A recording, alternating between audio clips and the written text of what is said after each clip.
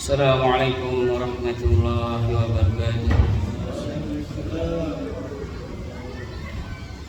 Bismillahirrahmanirrahim. Alhamdulillahilladzi arsala rasulahu bil huda wa dinil haqq liyudhhirahu 'ala ad-din kulli walau karihal musyrikun. Asyhadu an la ilaha illallah wahdahu la syarika lah wa asyhadu anna Muhammadan 'abduhu wa rasuluhu la nabiyya ba'dahu. Allahumma sholli ala Muhammad wa ala ali Muhammad. Wa qala ta'ala fi kitabil karim wa huwa asdaqul qailin. Ya ayyuhalladzina amanu taqullaha haqqa tuqatih wa la tamutunna illa wa antum muslimun. Amma ba'd. Alhamdulillah jamaah salat maghrib yang insyaallah dimuliakan Allah Subhanahu wa taala. Kita lanjutkan lagi kajian kita tentang Islam. Kan lalu kita telah membahas tentang keutamaan dan pahala besar dalam melakukan dakwah. Nah, pada malam hari ini kita akan bahas tentang Islam lebih mendalam, karena pada dasarnya di dalam Islam itu ada dua hal yang harus selalu kita ingat. Ada yang berhubungan tentang masalah akidah dan ada yang berhubungan tentang masalah syariah. Dan masalah akidah dan syariah ini tidak boleh digabung-gabungkan, tidak boleh dicampur adukan. Karena kalau masalah akidah itu masalah yang usul, masalah yang pokok paling mendasar.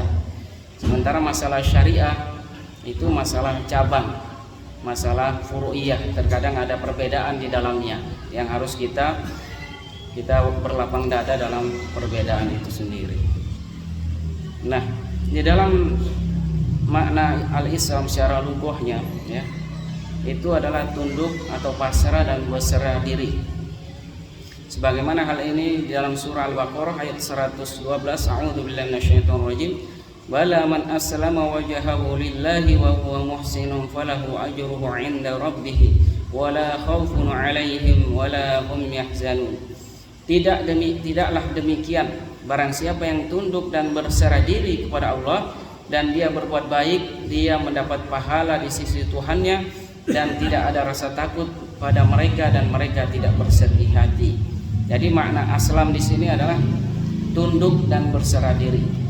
Jadi Islam itu pada dasarnya adalah aslama yuslimu, yaitu tunduk, pasrah dan berserah diri kepada Allah Subhanahu wa taala semata, tidak kepada yang lain ya. Maka dari itu dalam seluruh aspek kehidupan kita harus kembalikan kepada Islam. Itu yang dikatakan tunduk dan berserah diri kepada Allah Subhanahu wa taala.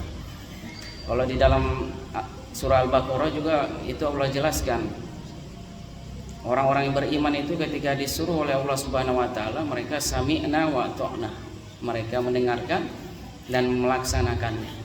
Tapi kalau orang-orang kafir, orang-orang munafik, mereka itu mendengarkan, sami'na wa asoyna, mereka mendengar dan tidak mau melaksanakannya, tidak taat ya. Nah, secara istilah Islam adalah agama yang diturunkan oleh Allah Subhanahu wa taala kepada Nabi Muhammad SAW untuk mengatur hubungan manusia dengan Tuhannya, dirinya sendiri dan sesama manusia ya. Materi ini secara tidak langsung sebenarnya kita mengulang-ulang sedikit karena sudah kadang kita singgung juga di kajian maghrib ini, pada maghrib ini ya, untuk semakin mempermantap pemahaman kita. Di dalam Al-Quran surah Al-Ma'idah Allah Subhanahu wa taala berfirman, a'udzubillahi minasyaitonir rajim. Al-yawma akmaltu lakum dinakum wa atmamtu 'alaikum ni'mati wa raditu lakumul Islam madina. Pada hari ini telah aku sempurnakan agamamu untukmu dan telah aku cukupkan nikmatku bagimu dan telah aku ridhoi Islam sebagai agamamu. Jadi sudah sempurnalah agama ini yang diturunkan oleh Allah Subhanahu wa taala kepada junjungan kita Nabiullah Muhammad SAW, yang mana ayat ini turun ketika Haji Wada ya, yang menjelaskan ketika Rasulullah SAW menyampaikan ayat ini, maka Abu Bakar Siddiq radhiyallahu anhu langsung nangis. Maka yang paling paham itu adalah sahabatnya yang terdekat, Abu Bakar Siddiq, bahwa beliau mengetahui ketika agama ini telah sempurna, maka Allah akan mengambil ya, maka tugas Rasulullah SAW di dunia ini akan selesai ya, sempurna sudah. Di dalam surah Al-Imran ayat 85 Allah berfirman, a'udzubillahi minasyaitonir rajim, wa may yabtaghi ghairal islam dinan falan yuqbala minhu wa huwa fil akhirati minal khasirin. Dan barang siapa mencari agama selain Islam dan tidak akan diterima, dan di akhirat dia termasuk orang yang rugi. Ya. Karena kesempurnaan Islam, Allah sudah jelaskan agama Islam sudah sempurna, maka tidak ada celah sedikit pun bagi orang beriman untuk mencari agama selain Islam. Ya. Kalau dia mencari agama selain Islam, ya tidak akan diterima, dan dia di akhirat termasuk orang yang merugi. Ya. Ya, semua aspek kehidupan kita tidak ada satupun yang tidak diatur oleh Islam. Ya. Dan ini harus kita ingat dan kita selalu ulang-ulang, kita pahami bersama bahwa ya Islam itu kafatan linnas, untuk seluruh manusia. Islam itu telah sempurna. Dari kita bangun tidur, bagaimana Rasulullah mencontohkan kita, mengajari kepada kita baca doa tidur, sebelum tidur baca doa, setelah bangun tidur. Mau masuk kamar mandi pun juga, toilet diajarkan juga oleh Rasulullah SAW, baca doa. Keluar dari kamar mandi juga baca doa. Semuanya aspek kehidupan kita. Mau makan pun baca doa. Ya. Kemudian ketika kita bermuamalah juga kita diajarkan tidak boleh curang, tidak boleh menakar dengan tidak adil, diantaranya curang, ya. Memberatkan timbangan sebenarnya kepada barang itu dan lain sebagainya. Kemudian menjual barang-barang ketika ada cacat disembunyi-sembunyikan juga tidak boleh. Ya. Artinya semua dijelaskan. Di dalam surah Al-Imran ayat 19 Allah berfirman, innad dina indallahil Islam. Sesungguhnya agama yang diridhai Allah Subhanahu wa taala adalah Islam. Agama yang di sisi Allah hanyalah Islam, ya. Makanya tidak ada agama apapun juga, ya, agama sebelum Islam ya sudah tertolak, ya. Karena Islam datang untuk menyempurnakan agama-agama sebelumnya. Maka dari itu tidak boleh lagi kembali kepada agama selain Islam, ya. Atau agama-agama Nasrani, ya, ataupun Yahudi.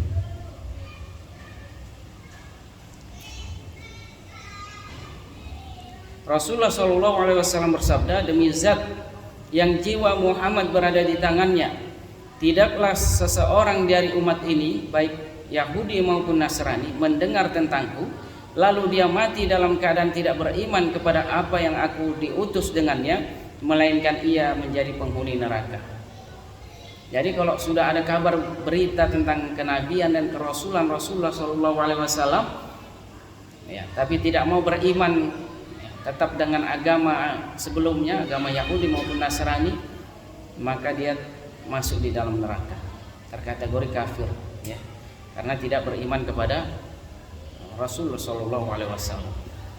Rasulullah SAW juga bersabda, seandainya Musa masih hidup, niscaya ia tidak memiliki pilihan selain mengikuti. Bahkan Nabi Musa alaihissalam pun ketika hidup, ya, itu pasti akan mengikuti ajaran Rasulullah SAW.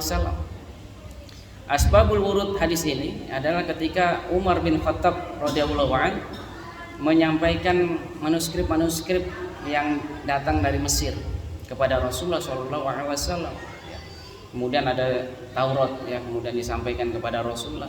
Baru Rasulullah katakan kepada Umar bin Khattab, ya, seandainya Musa masih hidup, niscaya ia tidak memiliki pilihan selain mengikutiku. Artinya adalah kitab apapun juga sebelum Islam, apakah Injil, Taurat, atau filsafat apapun juga, itu tidak boleh diikuti, tidak boleh diambil, ya. Yang harus diikuti adalah Al-Quran dan Sunnah Rasulullah SAW. Ibnu Khuraibah berkata, dalam hadis ini terdapat pemahaman tentang kewajiban untuk mengikuti Nabi SAW dan bahwa syariat beliau telah menghapus semua syariat sebelumnya. Barang siapa yang kufur kepada beliau, maka imannya kepada semua nabi lainnya, shalawatullah alaihim ajma'in, tidak akan bermanfaat baginya, ya. Jadi agama sebelum Islam yaitu sudah terputus, sudah tertolak, sudah dihapus oleh Allah Subhanahu wa taala kebenarannya, ya, karena berbagai macam penyimpangan-penyimpangan rahib-rahibnya, pendeta-pendetanya, sehingga Allah mengutus Rasulullah SAW dengan risalah Islam ini untuk menyempurnakan ajaran sebelumnya. Nah, asli al-Islam itu adalah akidah wa syariah, ya. Ada akidah dan ada syariah, ya. Ada tuntutan dalam dalil-dalil syariat. Islam menjelaskan tentang akidah dan syariah. Tidak boleh atas akal kita sendiri, pikiran kita dalam masalah akidah maupun syariat, tidak boleh. Kita harus kembali kepada Al-Quran dan As-Sunnah, ya. Karena tuntutan untuk mengimani dan meyakini semua itu hanya ada dalam Kitabullah, ya, dan hadis Rasulullah SAW. Allah berfirman dalam surah An-Nisa ayat 136, ya ayyuhalladzina amanu aminu billahi wa rasulih. Tetaplah beriman kepada Allah dan Rasulnya. Wa aqimus sholat, dan tegakkanlah sholat. Jadi keimanan itu berbicara tentang keyakinan kita, ya, itulah akidah atau tauhid kepada sesuatu yang tidak nampak dan akal kita tidak pernah terpikir, tidak pernah sampai untuk memikiri sesuatu yang gaib, itu tidak akan pernah sampai karena informasinya tidak ada. Itulah akidah, tauhid, keimanan. Tentang malaikat Jibril, kita tidak tahu malaikat Jibril bagaimana rupanya, bentuknya, fisiknya seperti apa, kita tidak pernah lihat, melainkan apa yang diinformasikan di dalam Al-Quran dan Sunnah, kita mengimaninya.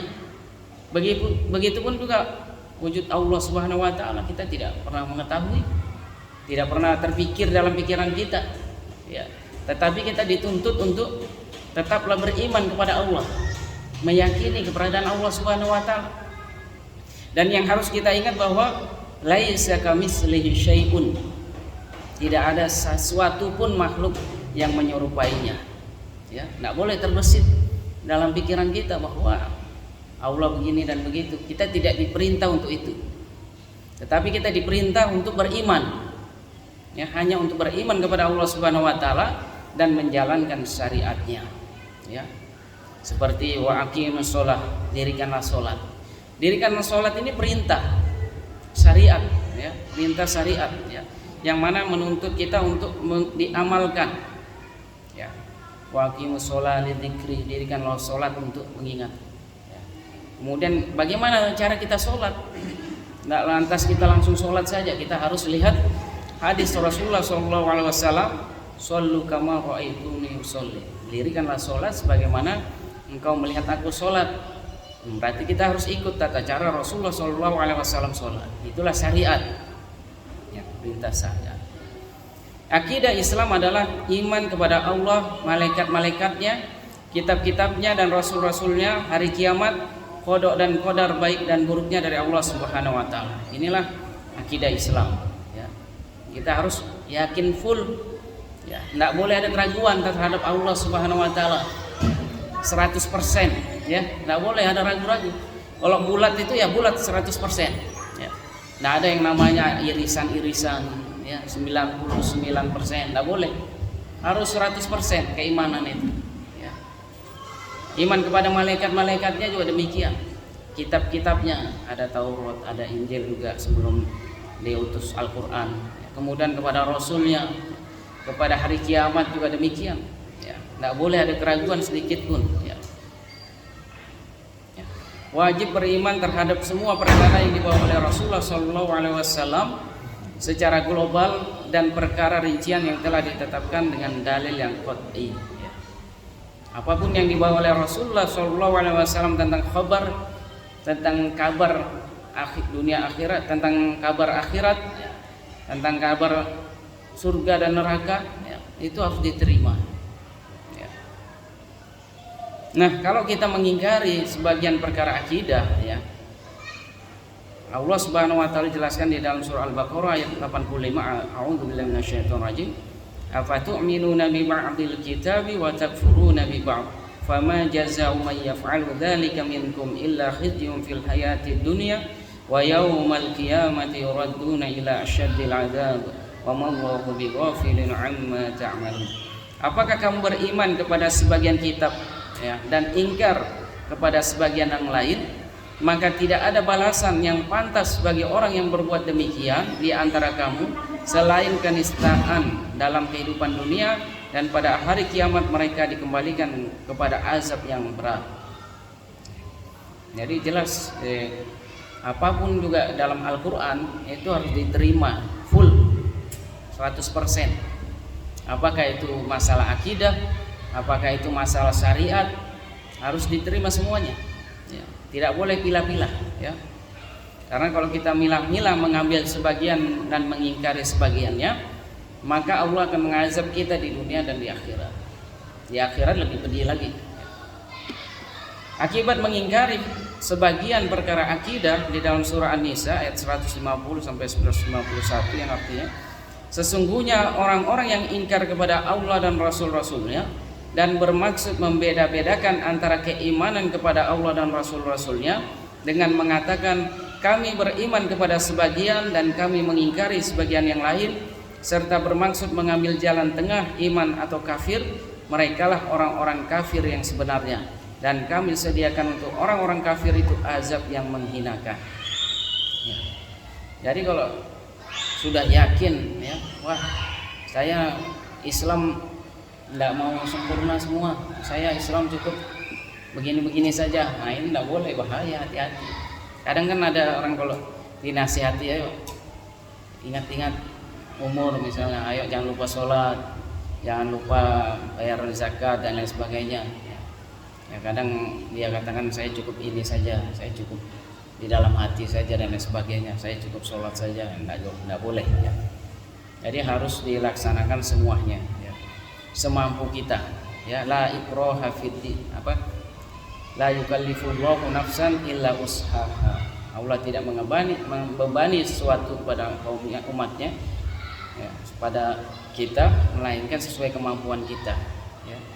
Kalau misalnya kita tidak bisa sholat ke masjid, ya sholat di rumah ya kan. Kalau tidak bisa sholat berdiri, sholat duduk. Kalau tidak bisa duduk, ya baring ya kan. Allah berikan kemudahan. Rasulullah SAW bersabda, man kafara bi ayatin minal Qur'an faqad kafar. Barang siapa yang mengingkari satu ayat Al-Quran, sungguh dia telah kafir ya. Jadi tidak boleh satupun ayat di Al-Quran diingkari. Apakah kita saat ini belum mampu melaksanakannya ya, atau berat, itu tidak boleh diingkari ya. Misalnya kutiba alaikumul qital, diwajibkan atas kamu berperang ya. Ini berarti kan diwajibkan, wa huwa kurhul lakum ya, padahal itu adalah sesuatu yang kalian tidak sukai ya. Wa asa an taqrabu syai'a wa huwa khairul lakum wa asa an tuhibbu syai'a wa huwa syarrul lakum. Boleh jadi apa yang kamu suka itu belum tentu baik bagi kamu, dan boleh jadi apa yang kamu tidak suka itu baik bagi kamu. Allah mau mengetahui dan kamu tidak mengetahui ya. Artinya adalah ketika itu datang dari Allah Subhanahu wa taala di dalam Al-Qur'an, maka tidak ada omongan lain, tidak ada pilihan lain. Kalau kita belum mampu melaksanakan, itu urusan lain ya kan. Tetapi harus meyakininya ya. Jangan sampai mengatakan wah ini bukan zamannya lagi, udah bukan zaman lagi, itu tidak boleh diterapkan. Misalnya hukum potong tangan, hukum potong tangan sudah tidak zaman lagi, zaman sekarang harus dipenjara. Penjara lebih mengubah perilaku seseorang. Nah, kalau dia yakin bahwa kafir, maka dia kafir. Karena hukum potong tangan itu ada di dalam Al-Quran, di dalam Al-Quran. Ya. Orang kalau mencuri itu tidak langsung dipotong tangan dalam Islam, tapi dilihat dulu kenapa mencuri, ada urusan apa di situ. Kalau ada masalah kelaparan, maka dia tidak dihukum, boleh. Tapi setelah memenuhi hajatnya, setelah itu tidak boleh mencuri lagi. Kalau misalnya koruptor, hukumannya jelas. Kalau koruptor ya, harus dipotong tangannya ya. Karena kalau hukuman Islam juga diterapkan, itu akan beri dua manfaat ya. Pertama adalah mencegah orang dari berbuat koruptor yang sama, kemudian sebagai penembus dosa ya. Karena tegas, makanya di negeri ini tidak pernah berhenti koruptor. Bisa dibilang hampir semua pejabat itu koruptor, tidak pernah habis, ya. Bupati, gubernur, ya, menteri, ya. Semuanya pasti kalau dicek pasti ada koruptornya. Tapi kalau hukumnya tegas, koruptor pertama mencuri 100 juta misalnya, 100 juta itu sudah wajib dipotong tangannya, ya. Kalau koruptor itu bukan cuma tangan dipotong, beda dengan mencuri, ya. Kalau koruptor itu potongnya tangan sama kaki di dalam fikihnya itu, ya. Jadi disilang, tangan kanan misalnya dipotong, kemudian kaki kiri dipotong. Nah kemudian kalau hukum koruptor seperti itu, kira-kira pejabat mau mencuri lagi? Nggak akan mencuri. Kemudian juga kalau di dalam Islam itu ekonominya juga diperhatikan, bukan hanya sekedar hukumnya berat, tegas, ya, tapi ekonomi tidak diperhatikan. Tidak demikian, bahkan hukum ekonomi Islam akan semakin memberikan manfaat bagi semuanya. Nah, ini salah satu contoh bahwa tidak boleh ada satu ayat pun di dalam Al-Quran yang ditolak, ya. Karena kalau zaman sekarang kan kalau bicara potong tangan itu pasti banyak diomongin, dibilang wah melanggar HAM. Ya, orang-orang yang zaman sekarang itu mengatakan begitu, wah hukum Islam itu pelanggar HAM, tidak beri kemanusiaan. Nah, kalau dia yakin maka dia kafir. Kalau misalnya dia bilang kita belum bisa menerapkannya karena kondisi kita belum mampu, nah itu tidak kafir, itu tidak menolak namanya kan. Ya, beda namanya menolak sama mengingkari atau belum mampu, ya, itu tidak sama. Ibnu Mas'ud berkata, barang siapa yang mengingkari satu ayat Al-Quran maka sesungguhnya dia telah mengingkari semuanya. Di dalam hadis riwayat Baihaqi, di dalam Sunan Al-Kubra, ya. Jadi satu pun ayat diingkari ya sama dengan mengingkari semuanya. Dzalikal kitabu la raiba fihi hudal lil muttaqin, ya. Jadi Al-Qur'an itu tidak ada keraguan, ya, bagi orang-orang yang bertakwa. Dalam isinya apapun itu, baik masalah akidah maupun masalah syariah, tidak ada keraguan kebenarannya, semua benar, ya. Abu Al-Abbas Al-Qurtubi berkata, tidakkah kamu lihat orang yang mentauhidkan Allah Subhanahu wa taala namun tidak mengimani Nabi sallallahu alaihi wasallam, maka keimanannya kepada Allah Subhanahu wa taala dan tauhidnya tidak bermanfaat baginya dan dia termasuk orang-orang kafir berdasarkan ijma' yang qat'iyyah, ya. Jadi kalau ada orang yang dulu itu ada namanya ingkar sunnah, ya. Kalau sekarang masih ada juga ingkar sunnah, tapi kan tidak tahu kita samar-samar, ya. Mereka hanya meyakini Al-Quran saja. Jadi dia tidak percaya sama hadis, tidak percaya kepada hadis-hadis. Nah kalau tidak percaya kepada hadis-hadis, ya, bagaimana mengamalkan Al-Quran? Ya kan tidak bisa, jadinya bingung. Di Al-Quran itu Allah sebutkan kebanyakan hanya bersifat umum, ya. Kemudian dikhususkan di hadis Rasulullah SAW. Dan kemudian juga Al-Quran sendiri menyebutkan bahwa perkataan Rasulullah SAW itu juga adalah wahyu dan tidaklah apa yang dikatakannya melainkan wahyu. Itu di dalam Al-Quran. Jadi perkataan Rasulullah SAW yang mana hadis ketika berbicara itu adalah hadis qudsi atau hadis yang mana bercerita atau menyampaikan tentang agama ini, maka itu adalah wahyu dari Allah Subhanahu wa taala, ya. Jadi tidak bisa kita hanya mengandalkan Al-Quran saja misalnya untuk berislam, tidak boleh. Waktu sholat itu tidak dijelaskan di dalam Al-Quran, ada sholat maghrib, ada sholat asar, ada sholat subuh, ada sholat duhur, ya kan. Cuman hanya sekedar aqimus sholat atau dirikanlah sholat pada saat bergelincirnya atau matahari mulai naik, apa. Tidak ada penyebutan secara khusus melainkan di hadis Rasulullah SAW, ya.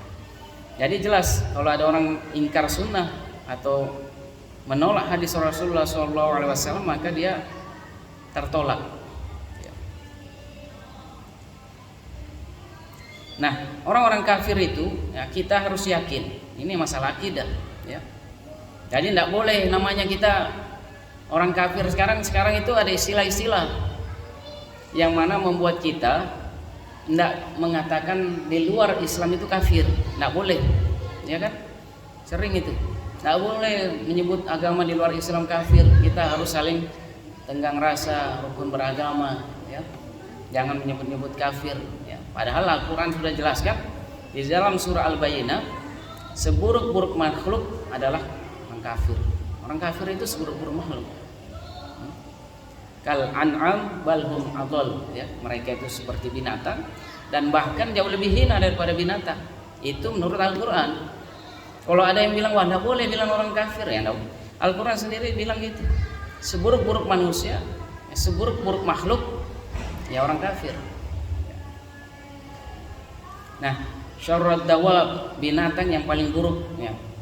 Termasuk orang kafir itu ya termasuk binatang yang paling buruk, ya. Kemudian habitat a'maluhum, amalnya terputus dan sia-sia, ya.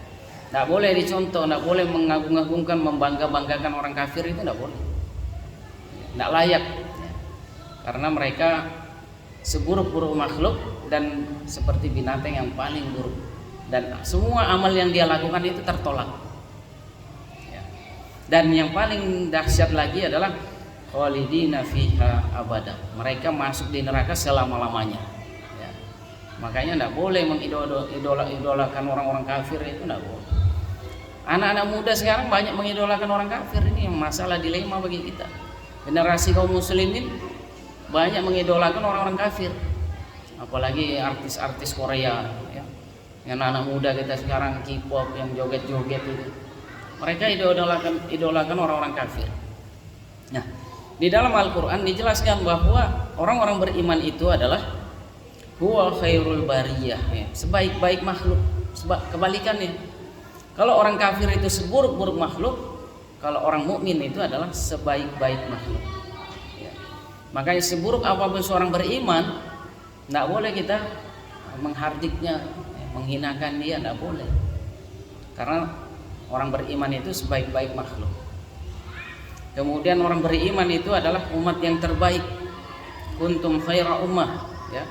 Kemudian seorang beriman ketika dia melakukan amal soleh, amal jariyah, amal-amal yang terbaik, maka pahalanya tiada terputus. Walaupun orang yang sudah meninggal, tapi pahalanya tetap mengalir kepada dia karena orang beriman. Dan semua orang beriman, khususnya yang beramal soleh, yang akan masuk surga lebih dahulu, maka masuk surga dalam surga Aden, surga Aden. Jadi orang beriman itu betapa beruntungnya, ya. Dalam kehidupan ini dunia hanya sementara saja. Kita tidak bisa mengetahui kapan waktu kita, jadwal kita di dunia ini sampai kapan, kita tidak ada yang tahu, ya. Kita tidak ada tahu, ya.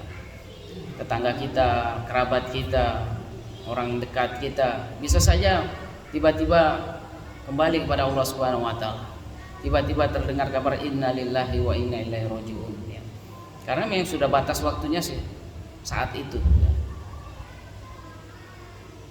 Allah Subhanahu wa taala berfirman dalam surah At-Taghabun, dialah yang menciptakan kamu, lalu di antara kamu ada yang kafir dan di antara kamu ada yang mukmin, ya.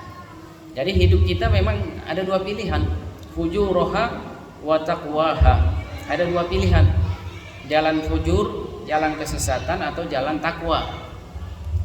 Allah Subhanahu wa taala memberikan kita semua kemampuan yang sama.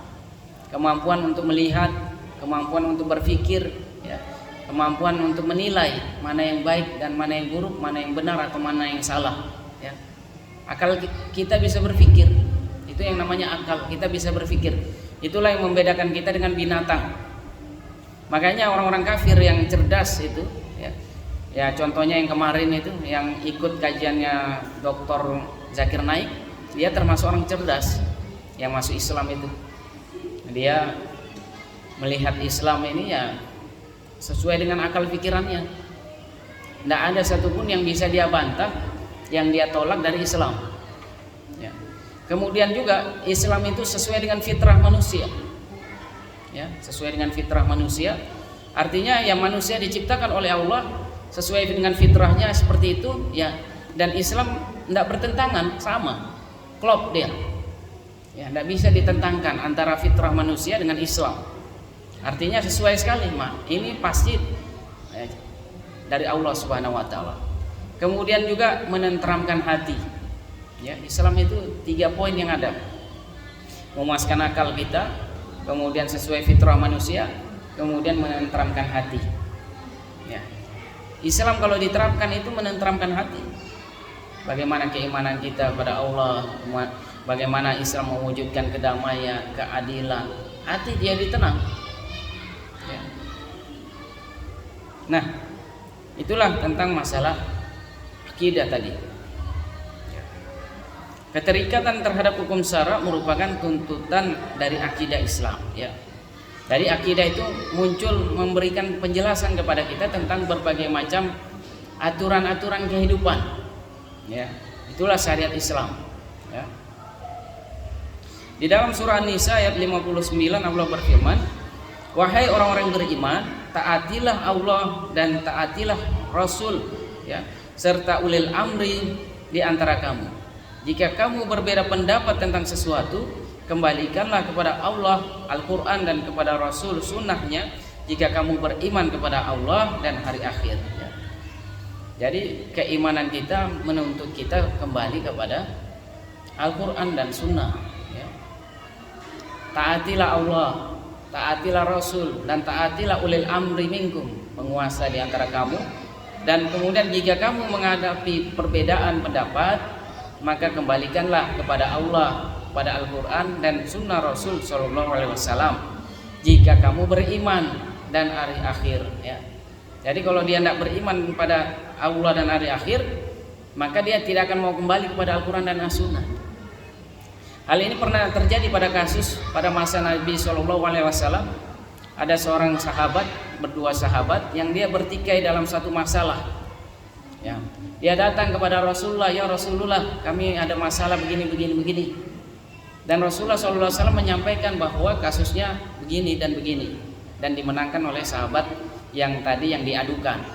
Ya, yang mengadukan ini merasa tidak menerima dia, tidak puas dengan keputusan dari Rasul SAW. Akhirnya dia datang ke Abu Bakar As-Siddiq radhiyallahu anhu, ke sahabat Abu Bakar. Dan sahabat Abu Bakar menyampaikan hal yang sama seperti Rasulullah SAW. Keputusannya adalah yang diadukan itu yang benar, bukan yang mengadu yang benar. Yang mengadu ini mau membenarkan dirinya, dia mencari pembenaran. Kemudian dia tidak terima lagi. Akhirnya dia sampai kepada Umar bin Khattab. Dia sampaikan hal tersebut. Umar bertanya, apakah masalahmu ini sudah kamu sampaikan kepada Rasulullah, kepada Abu Bakar? Dia katakan sudah. Bagaimana keputusannya? Keputusannya adalah dia yang menang, dia yang benar, saya salah. Nah, akhirnya Umar marah. Ya. Kalau tidak salah Umar memenggal lehernya. Allahu a'lam ya. Jadi kalau orang menolak keputusan dari Al-Quran yang sudah jelas, ya, itu kafir. Orang kafir itu balasannya apa? Man ba'da dinahu faqtuluh. Barang siapa mengganti agamanya atau kafir, penggallah lehernya. Jadi hukum orang murtad di dalam Islam itu harus dipotong lehernya, dibunuh. Ya. Cuman tidak langsung dibunuh juga, harus dinasihati. Ya. Diberikan penjelasan selama kurang lebih 3 hari 3 malam. Didebat dulu pemikirannya, dinasihati, diberi waktu dia berpikir. Kalau masih tidak mau kembali, nah, dipotong lehernya. Jadi ada tahapan-tahapan yang harus dilalui. Ya. Nah, keterikatan terhadap hukum syara merupakan tuntutan dari akidah Islam. Ya. Yang namanya orang beriman itu ya pasti melaksanakan apa yang diperintah dalam Al-Quran. Iman itu lingkupannya adalah meyakini, membenarkan, tunduk, patuh. Ya. Sementara syariat itu butuh pembuktian. Jadi komplitnya adalah iman Islam itu adalah butuh pengakuan dan perbuatan. Pengakuan saja tidak cukup, jadi harus dibuktikan. Ya. Makanya di dalam Al-Quran sebutkan orang-orang beriman itu ketika diseru untuk terikat kepada Allah, menjalankan perintah Allah dan Rasulnya, mereka menjawab sami'na wa ata'na. Saya mendengar, kami mendengar, dan kami mentaatinya, kami melaksanakannya. Kalau orang-orang kafir mereka mendengar juga, mengetahui, ya, sami'na wa asaina, kami mendengar, tapi kami tidak mau taat, kami tidak mau melaksanakannya. Di dalam surah An-Nisa ayat 60 Allah Subhanahu wa taala berfirman yang artinya, apakah kamu tidak memperhatikan orang-orang yang mengaku dirinya telah beriman kepada apa yang diturunkan kepadamu dan kepada apa yang diturunkan sebelum kamu? Mereka hendak berhukum kepada tagut, padahal mereka telah diperintah mengingkari tagut itu, dan syariah dan syaitan bermaksud menyesatkan mereka dengan penyesatan yang sejauh-jauhnya. Jadi mafhum mukhalafahnya adalah makna kebalikannya. Kalau kita tidak taat kepada syariat Islam, kepada perintah Allah dan Rasulnya, maka kita taat kepada setan. Ya, itu aja. Taat kepada Al-Quran dan As-Sunnah berarti taat kepada Allah. Taat kepada, ingkar kepada Al-Quran dan Sunnah berarti kita mengikuti langkah-langkah setan. Abdurrahman As-Sa'di berkata, bagaimana bisa hal ini menolak hukum Allah berhimpun dengan keimanan? Karena sesungguhnya keimanan menuntut adanya ketundukan pada syariat Allah dan berhukum kepadanya dalam setiap perkara. Ya. Jadi ini pertanyaan dari Abdurrahman As-Sa'di, bagaimana mungkin ada orang yang beriman, ya, beriman kepada Allah tapi tidak mau taat kepada syariatnya? Ya, ini pertanyaan yang tidak masuk akal. Maksudnya kok bisa? Kok bisa terjadi ada orang yang demikian? Ya. Nah, jadi keterikatan kita terhadap hukum syariat, hukum syara itu merupakan tuntutan dari akidah Islam. Ya. Misalnya kita minum air, di depan kita ada 2 gelas air putih. Yang satu air putih, yang satu whisky. Sama-sama putih, ya kan? Syariat melarang kita minum whisky, maka kita tidak boleh milih whisky, kita harus pilih air putih. Nah, ini logikanya, ya kan? Nah, itu berarti kita taat syariat, karena dorongan dari akidah kita, keimanan kita menuntut kita untuk melaksanakan tidak minum whisky. Tapi kalau kita tidak taat syariat, maka kita ambil whisky tadi, ya, sama-sama putih tadi, satu memabukkan, satu tidak, ya, itu contoh sederhana saja. Di dalam surah An-Nur ayat 51 Allah berfirman, sesungguhnya yang merupakan ucapan orang-orang mukmin apabila mereka diajak kepada Allah dan Rasulnya agar memutuskan perkara di antara mereka, hanyalah kami mendengar dan kami taat. Mereka itulah orang-orang yang beruntung. Di dalam surah An-Nur ayat 51. Ya. Imam Asy-Syaukani berkata, maknanya adalah sudah sepantasnya bagi orang-orang yang beriman untuk bersikap seperti ini, yaitu ketika mereka mendengar seruan yang disebutkan oleh Allah dan Rasulnya, mereka menyambutnya dengan ketaatan dan ketundukan. Ya. Jadi kalau perintah itu jelas dari Allah dan Rasulnya, sudah termaktub dalam kitabnya, ya tidak ada jalan lain lagi. Jadi itu adalah obligation. Ya, obligation itu satu-satunya jalan, tidak ada yang lain, bukan option, bukan pilihan. Ya. Kalau zaman sekarang kita dibuat ambigu, dibuat pusing kita dengan tanda petik orang-orang yang cerdas komunikasi, ya, yang sudah masuk di dalamnya Islam liberal, ya, yang ingin membuat kita, pikiran kita ini kacau, ya. Wah, ini boleh diambil apa tidak? Dikabur-kaburkan. Nah, ini yang harus kita hati-hati, ya. Karena yang orang-orang yang Islam liberal itu ada majalahnya sendiri, ya. Tahun 2003 pimpinan Islam liberal kala itu adalah Ulil Absor Abdallah. Tahun 2003 Ulil Absor Abdallah itu dia buat pernyataan bahwa sesungguhnya mereka, Islam liberal, itu mendapatkan dana besar dari Asian Foundation, ya, untuk apa? Untuk membuat pernyataan-pernyataan yang tanda petik untuk menjauhkan umat Islam dari Islam. Jadi mengaburkan Islam. Ya contohnya tadi misalnya hukum syariat Islam sudah tidak zaman lagi. Hukum potong tangan itu sudah tidak berlaku lagi, sudah tidak tepat, sudah tidak zamannya lagi, tidak pri kemanusiaan, ya, tidak pri kemanusiaan.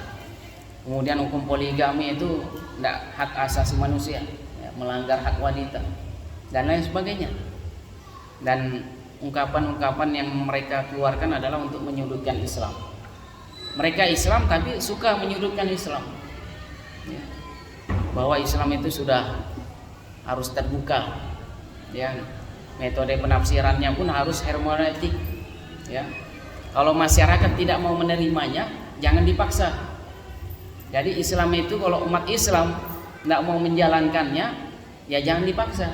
Berilah dia kebebasan. Kita ini zamannya kebebasan, al-demokratiyah, zaman kebebasan. Kebebasan berakidah, kebebasan berpendapat, kebebasan bertingkah laku. Jadi jangan bawa-bawa Islam dalam kehidupan. Nah itu, ya kan, di pikiran kita kan dibuat rusak, ya. Itulah zaman sekarang. Nah, Islam itu adalah agama yang sempurna, ya. Islam adalah agama yang sempurna. Hukum-hukumnya mencakup semua interaksi manusia dengan penciptanya, dirinya sendiri dan sesamanya, ya. Di awal sudah kita singgung bagaimana semua lini kehidupan kita, ya, tentang diri kita, ya. Kemudian tentang peribadatan kita, ya, bagaimana kita menyembah kepada Allah Subhanahu wa taala. Di situ ada akidah, ada syariah, ada tuntunannya semua. Bagaimana rukun Islam kita semua sudah jelas, ya. Bagaimana proses dari rukun Islam dijelaskan juga. Tidak serta-merta diserahkan kepada diri kita masing-masing, ya. Beriman kepada Allah, ya, beriman kepada Rasulullah, ya. Kemudian melaksanakan sholat, berpuasa, ya. Kemudian beribadah haji, ya, bagi yang mampu. Ini kan ada tuntunannya semua. Diwajibkan bagi kita berpuasa pada saat apa? Bulan puasa, bulan Ramadan wajib, ya. Kemudian melaksanakan sholat, ya, sholat 5 waktu, ya.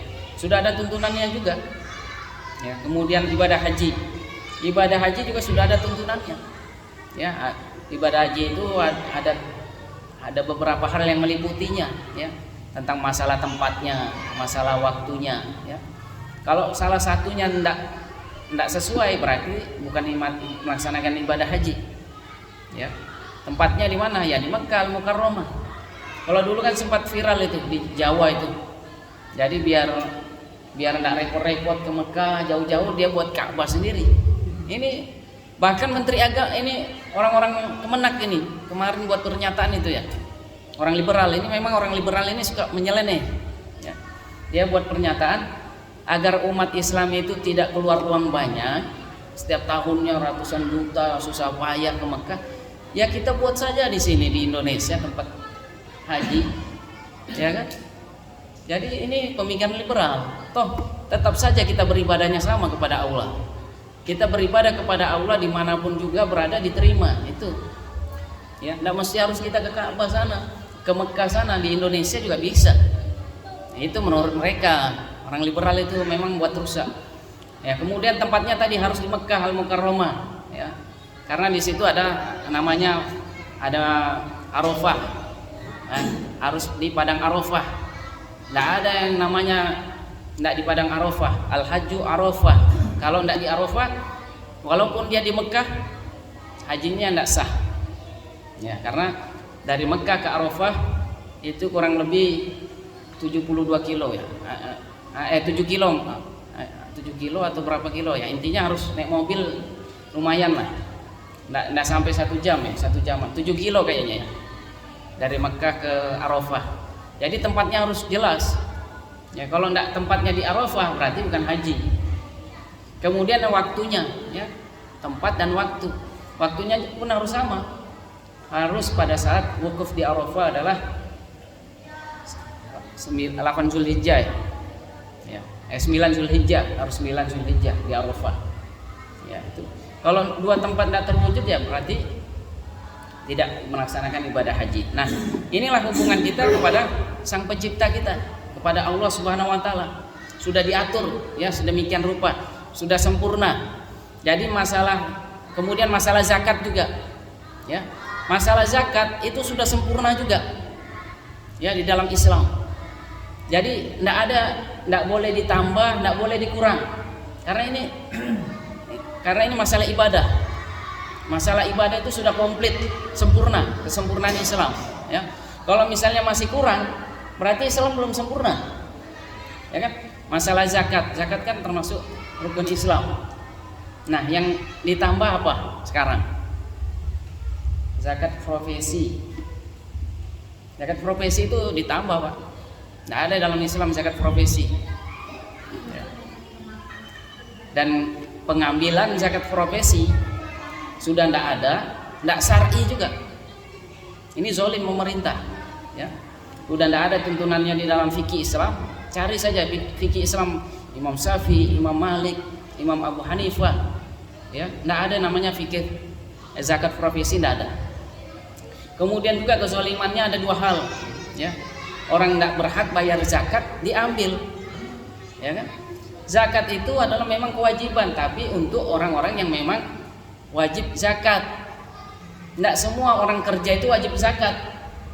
Semua PNS kerja di perusahaan misalnya wajib zakat, tidak demikian. Semua yang PNS kan dihantam merata semua, bayar zakat, dipotong otomatis. Ini penyimpangan, ya. Karena namanya zakat itu ada dua hal yang harus terpenuhi, ada nisabnya dan haulnya. Ini dua hal. Kalau salah satu tidak terpenuhi, maka dia tidak termasuk wajib zakat, ya kan? Tidak semua orang kerja wajib zakat, tidak semua.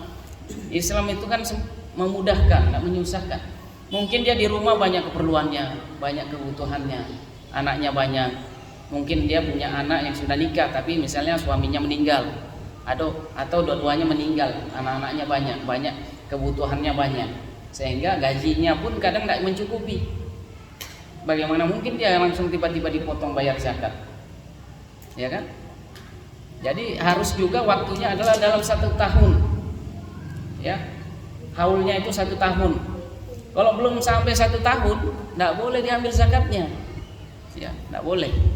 Kemudian hartanya itu harus mencukupi harta yang diambil untuk zakat.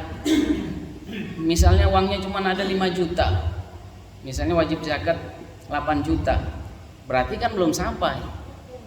Misalnya uangnya juga 7.800.000, belum sampai 8 juta, berarti belum wajib bayar zakat, tidak boleh diambil. Nah, kemudian Islam juga mengatur tentang diri sendiri. Ya, kita sudah jelaskan tadi masalah makanan, minuman, dan akhlak. Makanan dan minuman tidak semuanya boleh dimakan, ada aturan-aturannya, ya. Pertama, makanan itu memang harus halal, didapat dari yang halal. Kemudian juga ada makanan tertentu harus prosedurnya terpenuhi baru bisa kita makan. Misalnya sempat disinggung Ustadz Al-Faqih masalah ayam. Tidak semua ayam itu halal, tapi kan harus dipotong dengan cara yang benar, ya kan? Harus dipastikan pemotongannya syar'i, benar, dipotong, bukan dicekik, bukan dibanting, ya, bukan mati karena sakit. Nah, harus dipotong. Kemudian potongnya dengan membaca Bismillah. Ya, jadi masalah makanan juga diatur dalam Islam.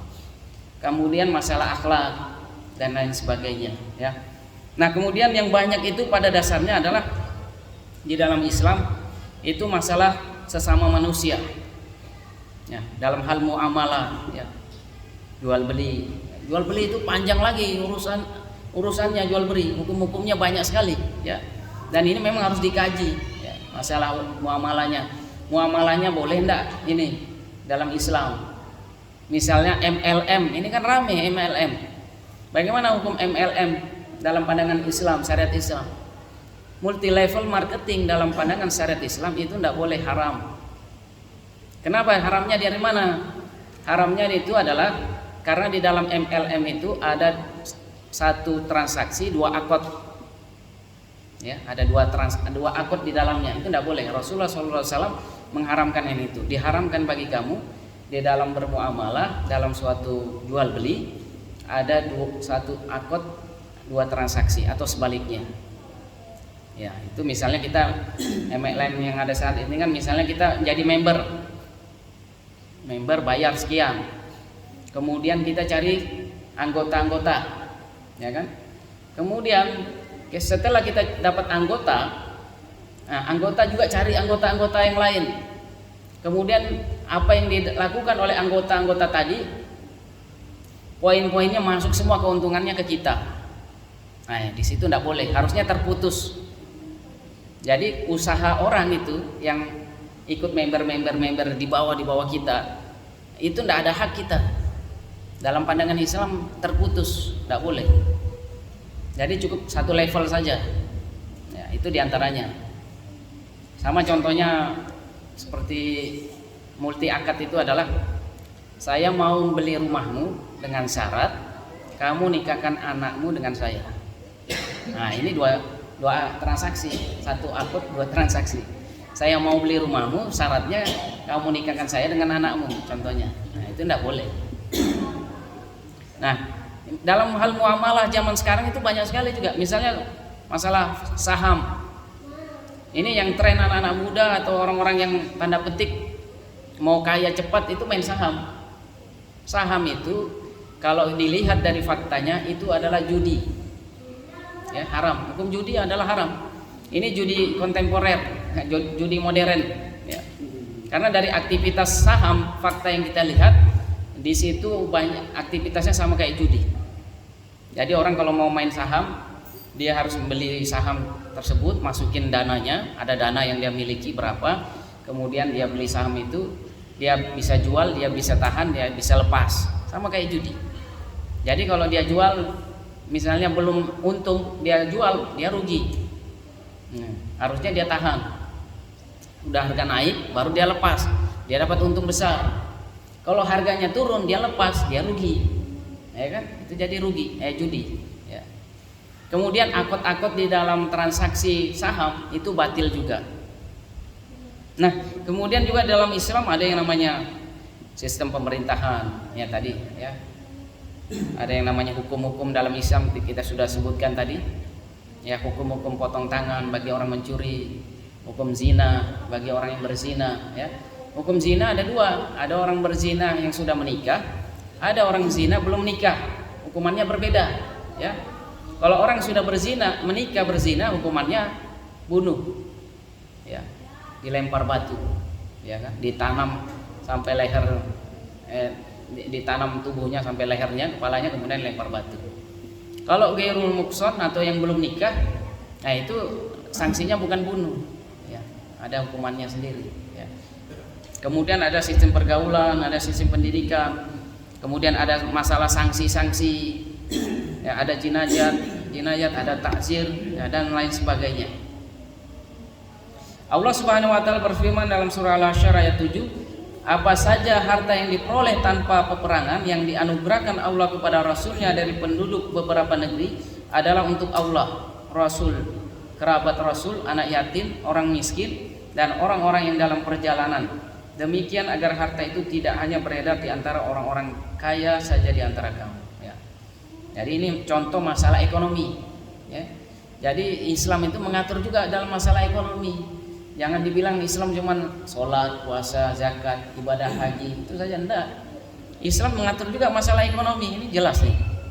Harta yang diperoleh tanpa peperangan, ya, artinya adalah harta tanpa peperangan itu bisa tanah humus, ya, atau isi perut bumi, ya, ada tambang batu bara, ada minyak, ya, ada gas, ya, semua itu pada dasarnya, ya, diatur oleh Islam bagaimana penggunaannya, pemanfaatannya. Nah, kemudian juga ini masih ada waktu kan? Nah, ini sebentar ini penting ini. Jadi ada hadis Rasulullah yang menjelaskan kepada kita, la yadkhulul jannah shahibu maksi. Nah, ini harus diingat ini. Tidak akan masuk surga penarik cukai. Orang yang narik-narik pajak itu harus warning ini, hati-hati. Ya, Islam sudah jelas ini dari dulu sampai sekarang diingati, tidak akan masuk surga orang yang mengambil pajak cukai. Jadi kalau misalnya kerjanya kebetulan di cukai, lebih baik minta di tempat yang lain, Ya, cari tempat lain. Ini hadisnya ada ini, ya. Kalau hadisnya tidak ada, ya boleh. Ini masalahnya hadisnya ada, hati-hati. Ya mungkin sampai situ saja dulu. Kalau ada yang mau ditanyakan, ya silakan. Jadi berbicara masalah hutang piutang atau masalah zakat, masalah yang lain-lain. Saham haram, bank haram, jual beli dengan orang tua akad haram, kredit motor mungkin dikatakan haram. Kita sudah berkolaborasi di Indonesia seperti itu, ada bank, ada motor, ada rumah dan sebagainya. Itu kita kadang-kadang sebagai umat Islam dikasih pertanyaan, Mas, sampean bilang ini haram, sampean punya solusi apa untuk kemaslahatan manusia? Itu kayak apa ya? Ya. Jadi benar ya. Jadi enggak kayak kredit, enggak semua kredit itu haram. Kredit itu hukum asalnya boleh. Yang haram itu kalau akot-akotnya di situ ada riba, maka kredit itu haram. Kalau kredit itu tanpa riba, enggak ada riba di situ, maka kredit boleh. Ya itu ya. Kemudian Islam ini pada dasarnya bukan menyusahkan. Dan banyak orang-orang yang taat kepada aturan-aturan tadi itu sukses. Maksudnya hidupnya bisa, menjalani kehidupan ini bisa. Biasanya yang kayak gitu orang-orang pertama yang tidak mau mencari jalan-jalan lain, buntu tanda petik, ya. Padahal banyak jalan yang bisa kita lakukan dengan jalan-jalan mencari ridha Allah masih banyak. Yang kemudian yang paling pertama, yang penting tidak ada rasa malu, ya kan? Kerja apa yang penting halal, kemudian mau bekerja. Kemudian masalah dunia ini sebenarnya dalam pandangan Islam itu ujian bagi orang-orang yang beriman. Nah, jadi ujian ekonomi itu tidak menjadikan dia itu malah membenarkan sesuatu yang salah. Ya, dia harus tadi samina wa ta'na. Aturan Islam itu ingin mengarahkan saja. Ya, ingin mengarahkan agar kita ini hidup mendapat ridho Allah Subhanahu wa taala. Ya. Dan banyak orang sekarang ini banyak komunitas hijrah, ya, komunitas hijrah. Artinya dari orang-orang yang tadi, orang-orang yang dulu bergelut dengan riba, ya kan? Banyak ini, bukan cuma ribuan sekarang. Mereka sudah meninggalkan riba. Dan mereka pengusaha dan yang dia lakukan juga tanpa riba sekarang sukses juga. Ya. Jadi makanya saya bilang tadi, orang yang mengatakan jalan buntu tadi sekarang sudah tanda petik, banyak orang bilang begini, jangankan yang halal, haram saja susah. Bagaimana banyak aturan-aturan begini, ya kan? Padahal Islam tidak membebankan. Islam itu datang untuk memudahi kita. Makanya yang harus kita ingat ya, sebelum diakhiri ya, harus selalu menambah pengetahuan kita. Ilmu kita harus kita semakin tambah sehingga jalan itu tidak terasa buntu. Ya, kemudian kita bergaul dengan orang-orang beriman, mungkin ya bisa memberi solusi bantuan kita ya atas masalah kita. Kemudian tidak ada rasa malu terhadap apa yang akan kita lakukan. Ya, jadi saya ketemu, ini cerita saja ketika saya di Mekah kemarin, di samping saya itu pengusaha yang dia sempat karena riba itu kurang lebih belasan miliar dia rugi. Usahanya semua dari riba. Dia cerita sama saya. Dia ikut motivator dulu, ada motivator terkenal dulu. Dia memang mengharuskan ambil uang riba untuk usaha. Kalau mau sukses kata dia, syaratnya ambil uang riba, ambil uang bank. Bukan riba ya dia sebutkan, ambil uang bank. Sebanyak-banyaknya, syaratnya itu berapa miliar ambil uang bank, dikasih uang, kemudian diputar untuk bisnis, diajarin sama trainer tadi. Akhirnya dia cerita dia bangkrut, kemudian dia ikut seminar tentang bebas hutang ya tanpa riba, ya tanpa riba dia ikutin dan dia jalani, dan alhamdulillah dia cerita usahanya sekarang sukses.